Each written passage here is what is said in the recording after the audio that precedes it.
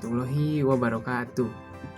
Perkenalkan, saya Rizky Afianto, NIM saya 1806770. Saya dari kelas 6B PGSD. Di sini saya akan memaparkan apa saja hasil dari roadmap selama 7 pertemuan terakhir. Oke, berhubung ini pertemuan ke-8 adalah UTS dari salah satu mata kuliah perencanaan pembelajaran. Oke, kita langsung slide yang kedua. Oke, di sini adalah seperti yang saya sebutkan tadi. Di sini adalah roadmap. Jadi Ibu Gia telah memberikan tugas untuk UTS-nya membuat roadmap apa saja yang harus, bukan apa yang harus. Jadi menjelaskan apa yang ditangkap selama 7 pertemuan terakhir mata kuliah ini gitu. Di sini pun ada bacaannya, yaitu roadmap selama perkuliahan hingga saat ini gitu kan. Nah, ini roadmap yang saya buat. Yang pertama ini ada pengertian perencanaan pembelajaran. Yang kedua ada tujuan dan fungsi perencanaan pembelajaran. Yang ketiga ada manfaat perencanaan pembelajaran. Yang keempat ada prinsip perencanaan pembelajaran. Yang kelima ini ada model perencanaan pada pembelajaran Kurtilas atau kurikulum 2013. Oke, yang pertama di sini adalah pengertian perencanaan pembelajaran. Nah, sebelum ke perencanaan pembelajaran, ada beberapa poin yang harus diketahui dulu sebelum apa itu perencanaan pembelajaran gitu kan. Nah, yang pertama di sini sebelum ke inti, yaitu perencanaan itu apa sih? Jadi, perencanaan itu adalah suatu proses dalam menentukan apa yang sebenarnya sangat ingin dicapai di masa depan, dan juga menetapkan berbagai langkah yang diperlukan guna mencapai tujuan-tujuan tersebut. Itu. Lalu yang kedua ini ada poin, yaitu belajar. Nah, belajar ini adalah proses yang dilakukan oleh manusia, oleh seseorang untuk mendapatkan aneka ragam kemampuan, keterampilan, dan juga sikap. Lalu yang ketiga di sini ada mengajar. Nah, mengajar ini adalah proses memberikan bimbingan atau bantuan kepada peserta didik dalam melakukan proses belajar seperti itu. Lalu ada pembelajaran. Pembelajaran ini yaitu upaya yang dilakukan untuk membantu seseorang atau sekelompok orang sedemikian rupa dengan maksud supaya di samping terciptanya proses belajar, juga sekaligus supaya proses belajar ini menjadi lebih efektif dan lebih efisien seperti itu. Lalu inti yang ini adalah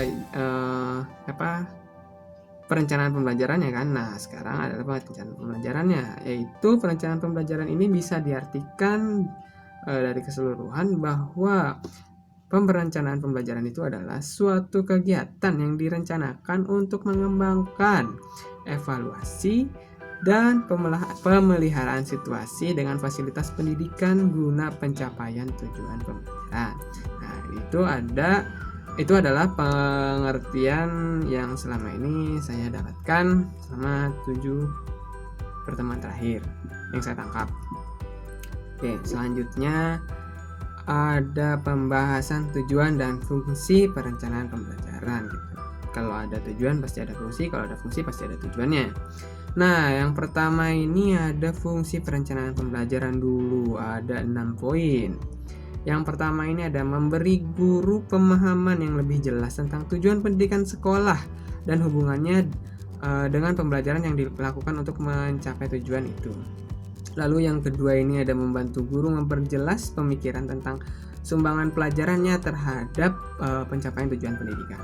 Lalu yang ketiga ini ada menambah keyakinan guru atas nilai-nilai pembelajaran yang diberikan dan prosedur yang digunakan.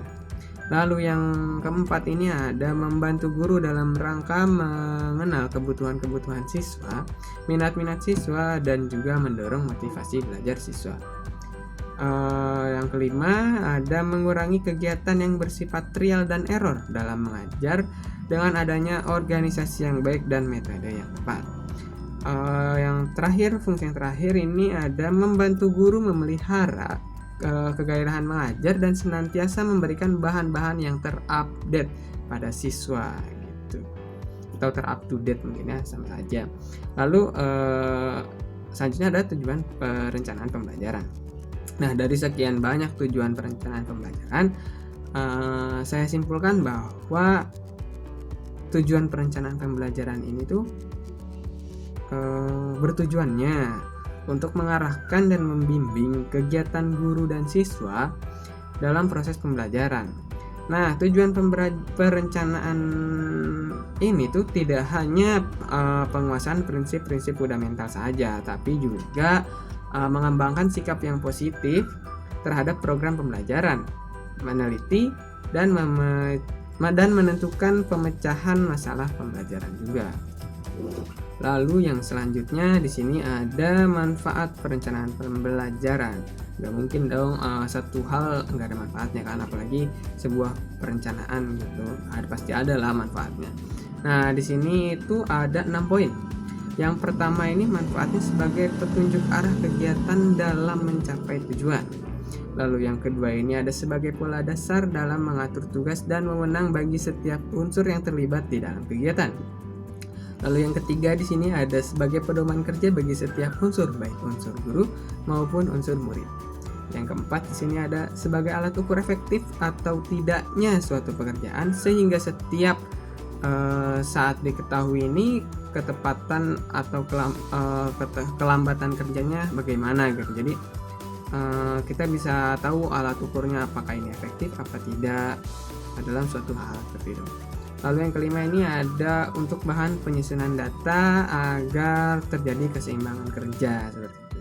Nah, yang terakhir ini untuk menghemat waktu, tenaga, alat-alat dan biaya. Maksudnya ketika kita merencanakan sebelumnya kan udah menghemat waktu, tenaga juga, jadi nggak harus menyusun pada hari H gitu. Alat-alat kan udah disiapkan dari kemarin-kemarin dan biaya pun udah disediakan gitu. Lalu di sini ada prinsip perencanaan pembelajaran. Nah, nggak mungkin dong setiap hal itu nggak punya prinsip. Kalau misalnya nggak ada prinsip nggak mungkin jalan gitu kan. Nah, di sini ini prinsip ini ada 5. Yang pertama ini ada menetapkan apa yang mau dilakukan oleh guru, kapan dan bagaimana cara melakukannya dalam implementasi dalam sebuah pembelajaran tersebut. Lalu yang kedua ini ada membatasi sasaran atas dasar tujuan instruksional khusus dan menetapkan pelaksanaan kerja untuk mencapai hasil yang maksimal melalui proses penentuan target pembelajaran. Lalu yang ketiga di sini ada mengembangkan alternatif yang sesuai dengan strategi pembelajaran.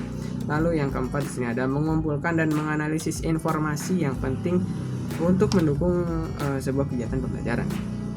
Lalu yang terakhir ini ada mempersiapkan dan mengomunikasikan rencana-rencana dan keputusan-keputusan yang berkaitan dengan pembelajaran kepada pihak yang berkepentingan seperti itu.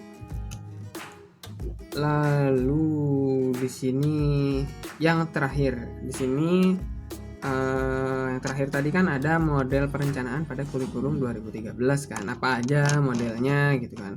Nah, berdasarkan Peraturan Menteri Pendidikan dan Kebudayaan atau Permendikbud nomor 65 tahun 2013 tentang standar proses, model pembelajaran yang diutamakan untuk implementasi kurikulum 2013 ini ada 4.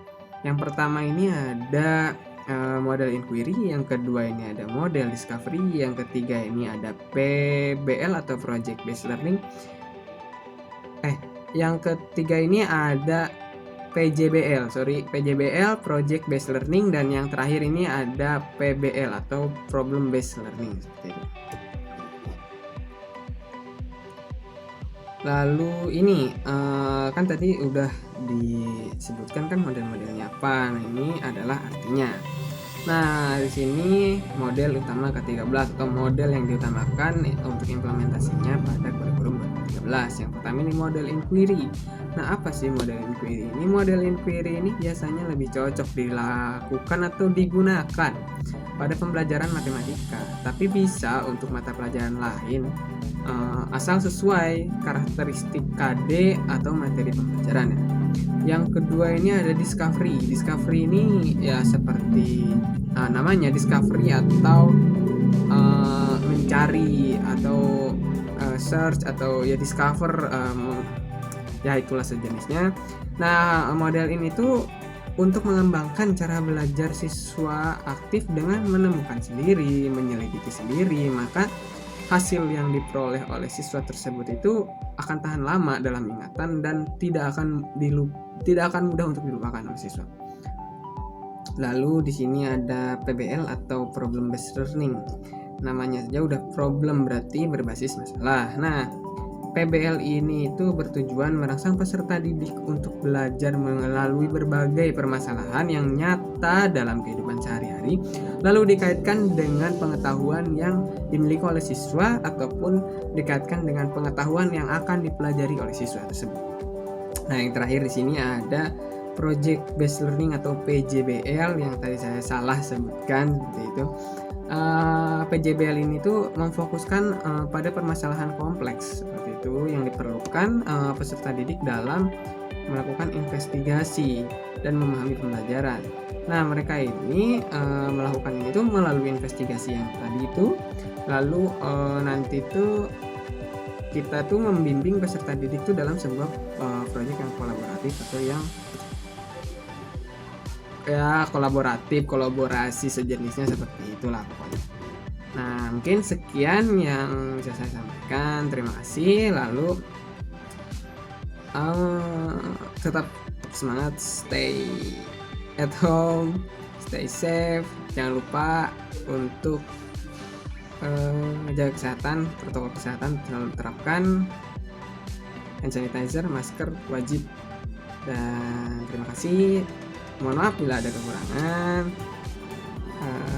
kurang lebihnya maaf lagi. Wassalamualaikum warahmatullahi wabarakatuh.